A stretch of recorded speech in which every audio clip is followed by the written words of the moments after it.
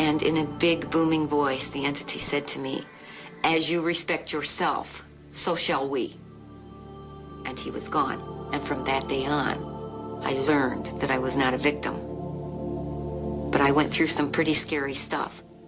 As I have grown up, there are, I guess, what I would call benchmark experiences, which I have full recollection of. And I suspect that there are many experiences in between those which I have partial recollection of or none whatsoever. They started with me feeling very scared, being taken out of my room, brought to another place, and it was a very physical experience and very terrifying for me.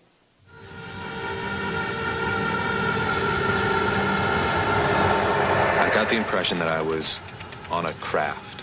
To my right were these, what I called doctors, because I didn't know what else to call them. I looked at them and they were standing next to this examination table with these devices next to it. At that point, the doctor on my left came around and he had an instrument in his hand with a big, needle,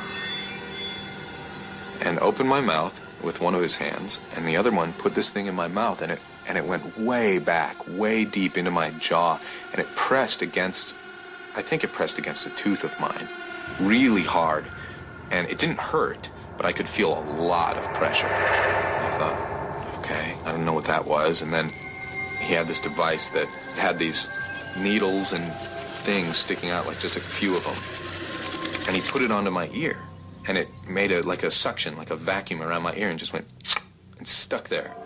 And I felt this thing press slowly into my ear, like it was a needle, and it went deep into my head. I could feel it in there. I looked at him and I shot them this thought of you take me home. He looked at me just really firmly in the eyes, and he said to me, "Don't be afraid. And I want you to remember tomorrow, the next day, forever, that what you experienced tonight was really important, very important."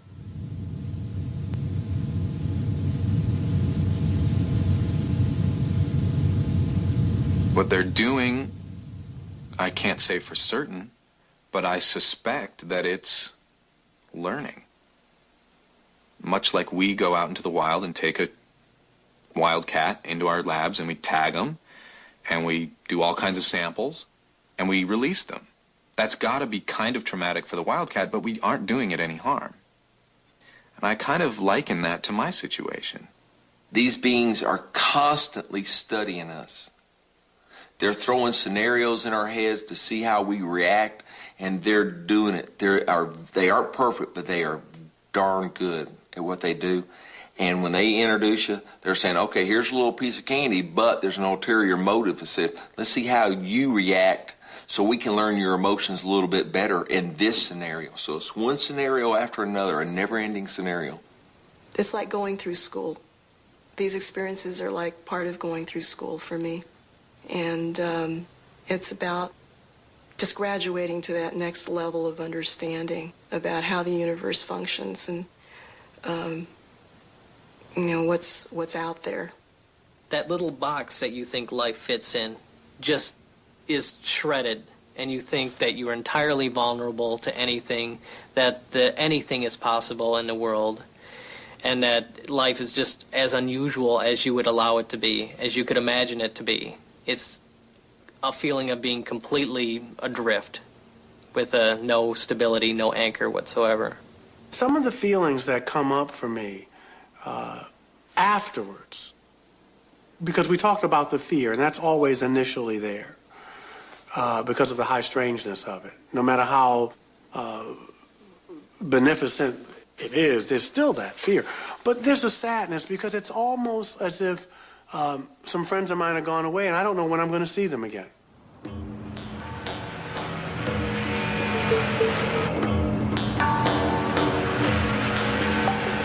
One night, I was lying in bed, and all of a sudden, I couldn't move, and I felt something stuck in the back of my head, and it hurt.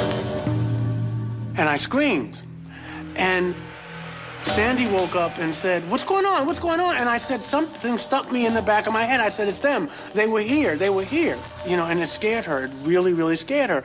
So I told them. And I remember because I used to keep a little golf club. I don't play golf. It was a golf club. And I remember picking it up and opening up the blinds and yelling at the top of my lungs, "You're scaring my family, and you can't do that." And she says, "I remember you in your underwear on 81st Street on the 15th floor staring out." About a month or so later, I'm home. I'm getting ready to go to bed. I'm getting ready to go to bed, and I lie down, and I feel I can't move. And this time I can't even open my eyes, but I'm awake. In my mind's eye is a syringe. I felt the most gentlest prick in the top of my crown. And then that was it. But what I noticed this time is that he touched my hand, my left hand, and patted my head. That I will always remember. That I will always remember. Like a friend.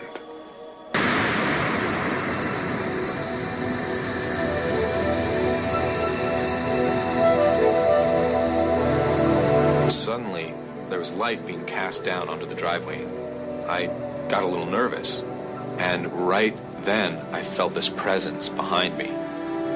All the hair stood up on my body, and I thought, oh no. I turned around to look, and out from behind the camper stepped this little girl I had seen from my other encounter when I was 4, only she wasn't a little girl, she was my age. And the second I saw her, totally relaxed. Again, exactly the same as my last experience. And tons of emotions were just running through my mind, and it was just so magical. And I remember just feeling this amazing amount of love, like, you know, like sisterly love, like sort of thing. And I just felt so connected to her. I wanted this moment to last forever. And she put her hand on my shoulder and ran her hand down my arm. And in those few seconds that it took her to trail down my arm, I sort of went into this trance state. And she was holding my arm, and I was kind of looking at her, and everything was kind of fuzzy, and I was really happy, and like, okay. And she turned me towards the door to the camper, and I thought, okay, I'm going there.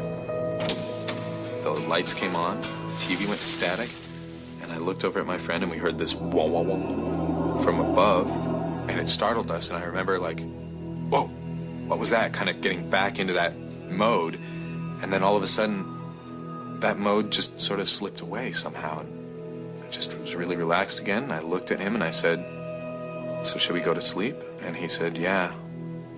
And he just reached over and turned off the TV and turned off the lights, and we just went to sleep.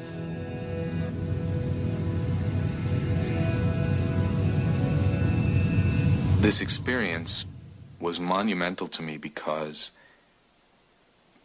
she came and connected with me again. And simply her presence makes me feel as if there is no wrong in the universe. And that's why it was monumental, simply because I had that feeling, even though it was fleeting.